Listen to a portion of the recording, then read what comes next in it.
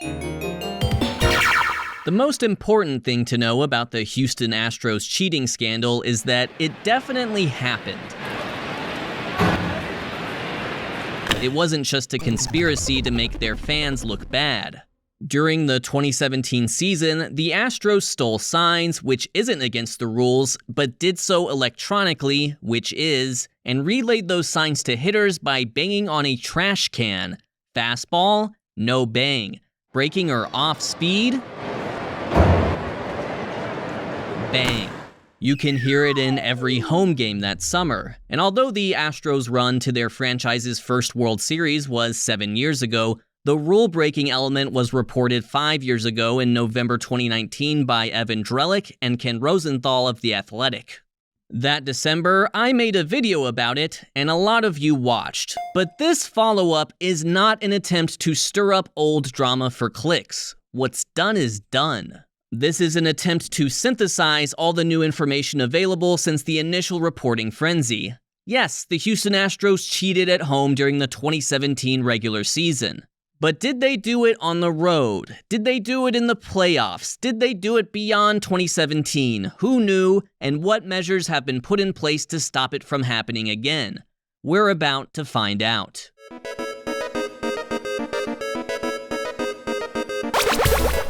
We'll be relying on 5 main sources of information: MLB Commissioner Rob Manfred's investigation findings from 2020, SignStealingScandal.com's repository of information put together by Astros fan Tony Adams, Andy Martino's book Cheated from 2021, PBS Frontline's documentary from 2023, and most importantly, Evan Drellich's book Winning Fixes Everything, because he of course broke the story in the first place.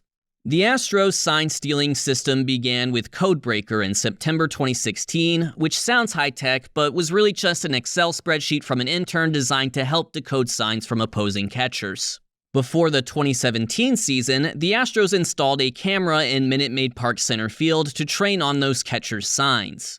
That camera feed was used for in-game sign decoding in the video room, which was against MLB rules because of the in-game technology element. But 2 Astros leaders, bench coach Alex Cora and veteran player Carlos Beltran, wanted to do more.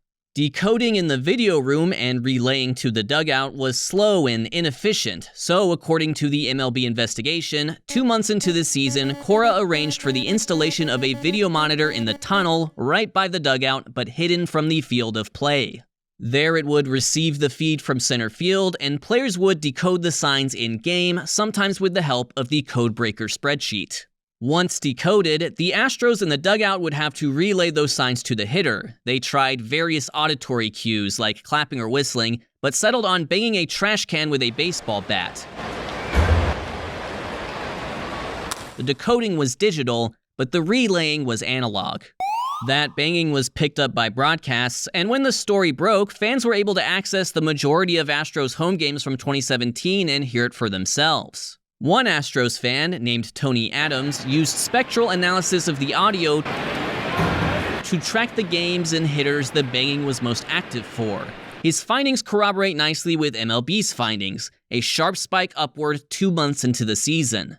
Perhaps the occasional early season banging was the result of inefficient video room decoding and relaying rather than just having the monitor right by the dugout. Andy Martino also marks the full debut of the system as the home series against the Orioles from May 26th to May 28th.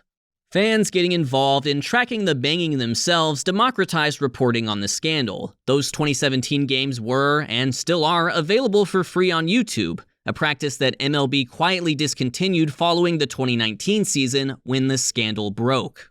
MLB TV paywalls the current season and previous two, but that means full, unedited broadcasts from 2019, 2020, 2021, and soon 2022 are no longer available to baseball fans, and one can't help but wonder if the Astros scandal is a reason why. So with a start date of May 26th for the trash can banging scheme, is there an end date? Everything points to a tapering off after September 21st. The home game versus the White Sox when pitcher Danny Farquhar noticed the banging and called a mound meeting with his catcher. Farquhar would later go on the record and the Athletic article. All the reporting describes a panic in the Astros dugout once Farquhar figured them out. Cora ordered the TV be taken down. According to Manfred's report, before the game ended, a group of Astros players removed the monitor from the wall and hid it in an office.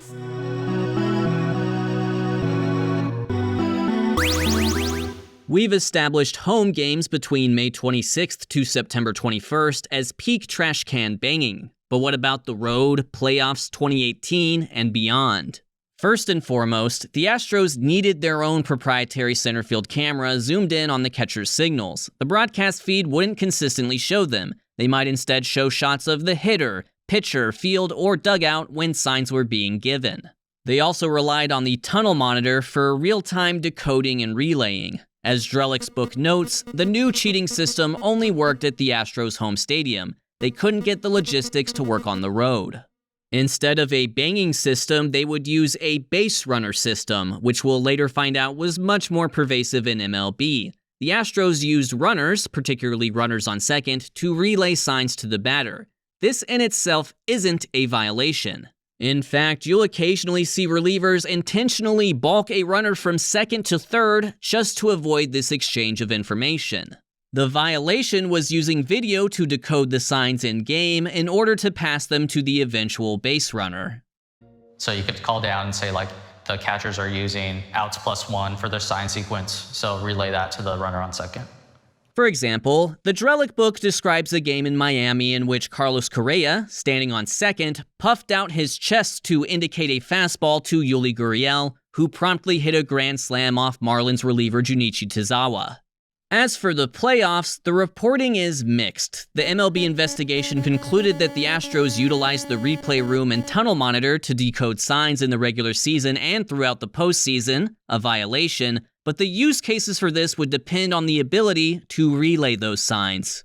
Martino's book confidently asserts that the Astros regularly used the trash can all the way through to the World Series. Drellick's reporting doesn't. He had sources that confirmed it, but other sources that denied it. MLB found the same lack of consensus in their own investigation. The Tony Adams analysis didn't detect any playoff banging for the most part, with just one incident showing up on spectral analysis of their division series win over the Red Sox. You can't hear it on the raw audio, but supposedly there is a double bang in here to indicate a Chris Sale slider. Playoff crowd noise was the given reason for lack of trash can banging. Without a confirmed method to relay the signs in all situations, the Astros would have been reliant on a base runner system, which would have put them on a more even playing field with their playoff opponents, who all did the same thing at one point or another. For what it's worth, before the World Series games in Houston, the Dodgers met with their games 3, 4, and 5 starters, Yu Darvish, Alex Wood, and Clayton Kershaw, and asked them to use multiple signs even when no one was on base. Kershaw and Darvish didn't take the advice, and they struggled. Alex Wood did, and he performed the best of the three in a Game 4 Dodgers win. Some of the best evidence the Astros knew what was coming is simply in the statistical aberrations. Kershaw threw 51 breaking balls in Game 5 and only got one swing and miss from Jose Altuve in the first inning. This was after he dominated Game 1 at home. Darvish failed to garner any swings and misses on his sweeping slider in Game 3, the only time that happened all season. As suspicious as that is, there may be a partial explanation for the Astros' breaking ball success outside of sign stealing or pitch tipping. MLB used a different ball in the 2017 World Series, a slicker one with lowered seams. Darvish in particular complained about the action on his slider, which lost 3 inches of horizontal break from his regular season average.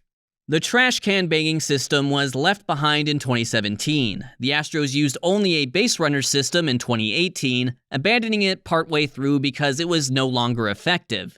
It wouldn't be until 2019 that the public learned the full extent of their cheating.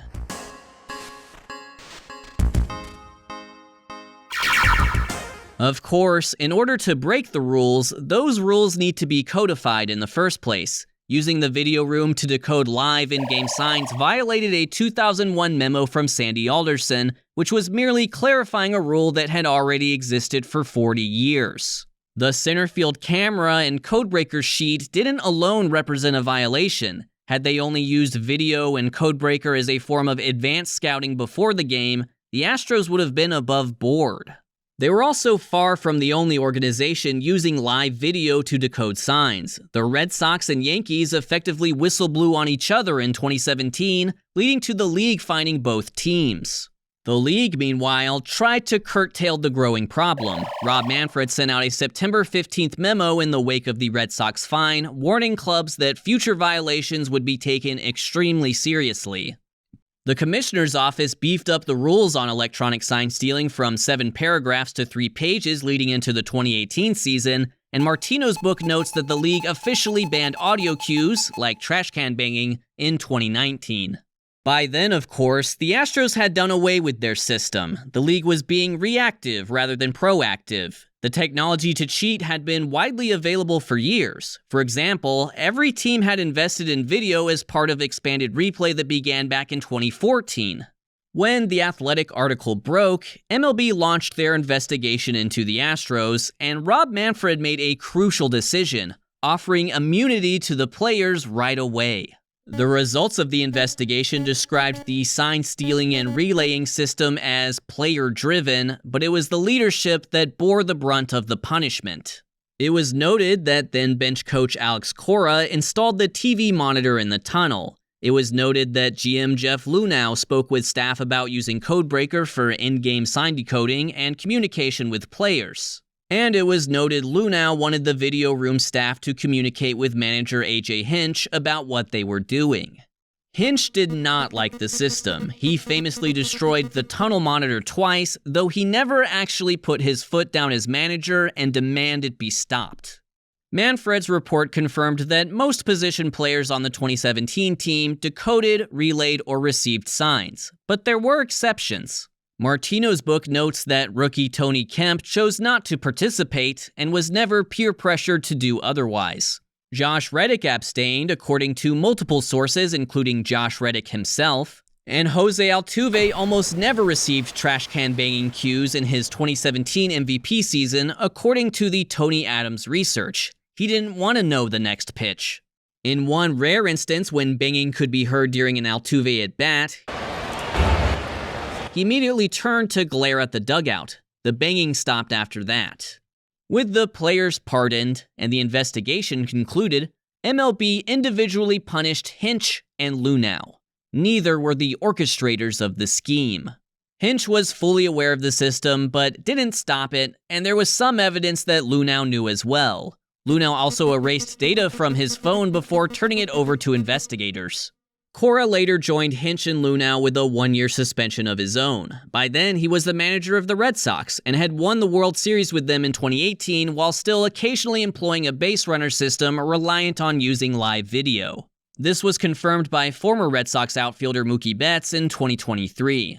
The Astros organization was fined $5 million, the maximum penalty allowed, and they forfeited their first and second round picks in the next 2 drafts. But that was it. The players weren't punished, and the World Series title wasn't stripped, even though Manfred considered it. The game's best player at the time, Mike Trout, uncharacteristically spoke out against lack of punishment for the players. After all, it was a player-driven scheme. With no official action taken by the league, the public tried to enforce their own brand of punishment. But the 2020 COVID season wasn't played in front of fans, and 2021 opened with most ballparks between 10 and 50% capacity. A Yankee Stadium crowd of 10,000 made their feelings known that May, and a full Dodger Stadium provided the same treatment in August. Unfortunately for Altuve, as the leadoff hitter, he received the most boos, even though he didn't want to receive the signs while hitting. Still, a prevailing notion is that the Astros got off easy. The players weren't individually punished and were able to use the COVID years to dodge accountability with the public and media. Those suspended ended up only missing a 60-game season rather than a full 162, and there's still a banner in Houston that says 2017 World Series champs. But should there be?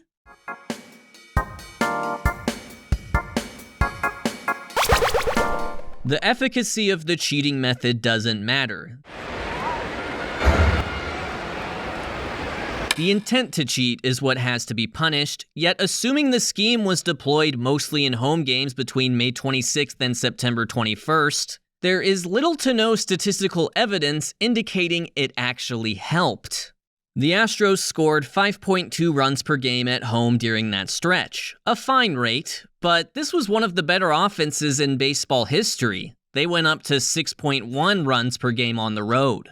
We've alluded to the banging non-recipients already, but the most banged hitter that season was utility man Marwin Gonzalez, who had an outlier career year, OPSing over 900 despite never coming close to that mark before or since. Astros staff even specifically referenced Gonzalez as doing the best job with the info, using it to take off-speed and breaking stuff while hunting fastballs. And while he was 55% more likely to swing at fastballs than non-fastballs at home, compared to only 35% on the road, even he finished 2017 with better road splits than home splits. As a whole, the 2017 Astros scored the 5th most runs on the road of any team since the game was integrated in 1947. They were still using a base runner system to do it, but that system was much more limited than the trash can scheme that captured everyone's attention once it was revealed. That said, Cora believed it had an effect. He would occasionally brag to the Red Sox that his Astros stole the World Series.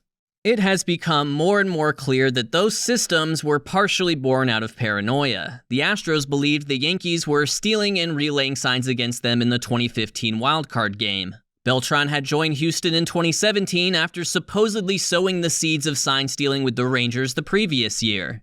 Martino's book mentions an Astros player who complained about the A's using their own trash can system after they were swept in Oakland that year. When Verlander joined the team in September and learned of the scheme, he said Cleveland was doing something similar, and the Astros suspected the Dodgers were using their own center field camera during the World Series.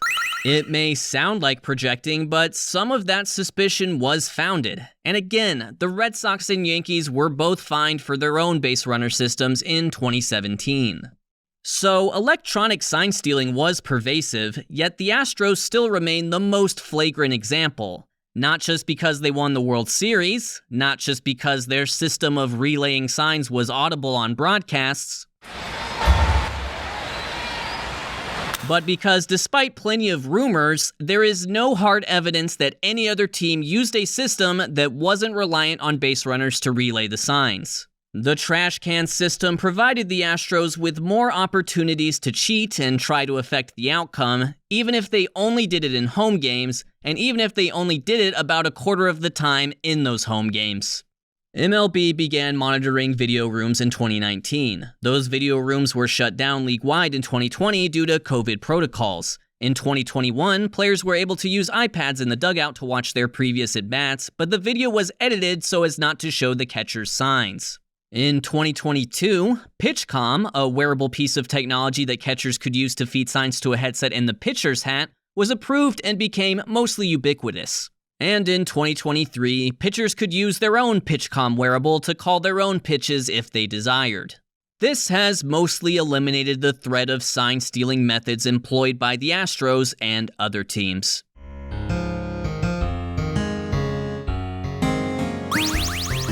There is one more Astros leader we haven't talked about yet, the team's owner, Jim Crane. When Manfred's report came out, he acknowledged that he was punishing GM Jeff Luhnow regardless of his awareness of the scheme. In doing so, he also went out of his way to point out that owner Jim Crane was focused on the business side of the organization, while the baseball side, the side they were being punished for, went to Luhnow. Of course, Jim Crane helps pay Rob Manfred's salary. That's just the nature of the relationship between owner and commissioner. The main theme of Evan Drellick's book is culture, a culture that began at the top with Crane and Luhnow. Before Crane bought the Astros in 2011, his logistics company, Eagle Global, was investigated for hiring practices, specifically not hiring racial minorities or women, and sued 4 separate times for war profiteering, far more heinous activities than cheating at baseball. Between that and Luhnow's then unorthodox consulting background with companies like McKinsey, Drellick depicts a front office in constant pursuit of what Luhnow called the bleeding edge.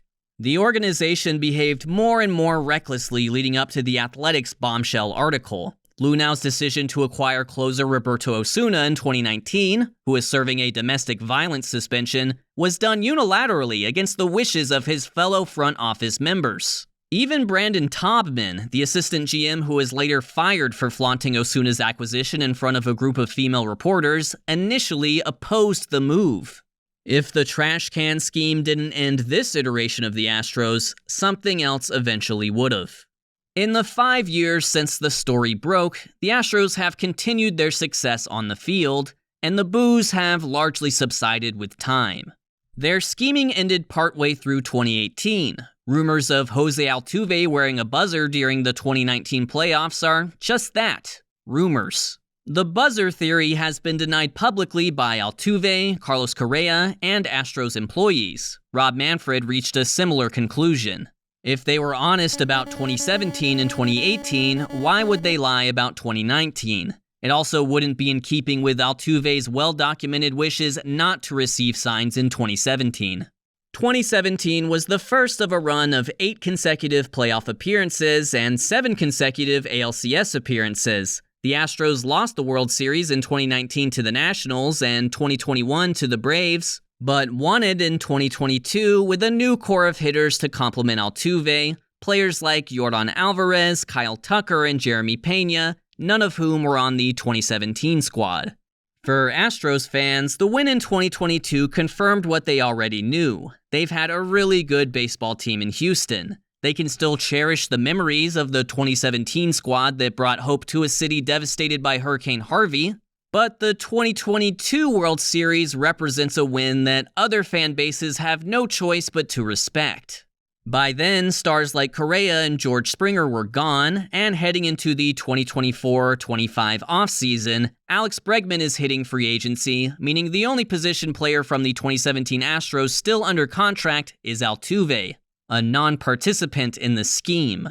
Crane fired Lunau once the suspensions were announced, so this streak of success has come under 2 more field managers, Dusty Baker and now Joe Espada, as well as 2 more general managers, James Click and now Dana Brown. It may appear to be drawing to a close, but the Astros have been relevant for a decade now with Altuve leading the way. An impressive, sustained run. Cora served his suspension in 2020 and returned as Red Sox manager in 2021. Hinch returned from his suspension and was hired to manage the Detroit Tigers. And Lunau no longer works in baseball. His soccer club was just promoted to La Liga, Spain's top-flight league. For MLB, the scandal was a mixed result. It sparked national and even worldwide interest in the league, but COVID and labor disputes in 2020 and 2021 limited their ability to fully capture a new audience. In 2023, Rob Manfred came out with some of his own regrets about how he handled the Astros, admitting giving the players immunity right off the bat wasn't his best decision. As for Jim Crane, he remains the Astros owner. We'll finish with his thoughts on the sign-stealing scandal that shook the baseball world. You know, our opinion is that this didn't impact the game. I didn't say it didn't impact the game. Big thank you to my newest patrons. To see your name here, head on over to patreon.com/foolishbaseball. And thank you to Maxo for the music.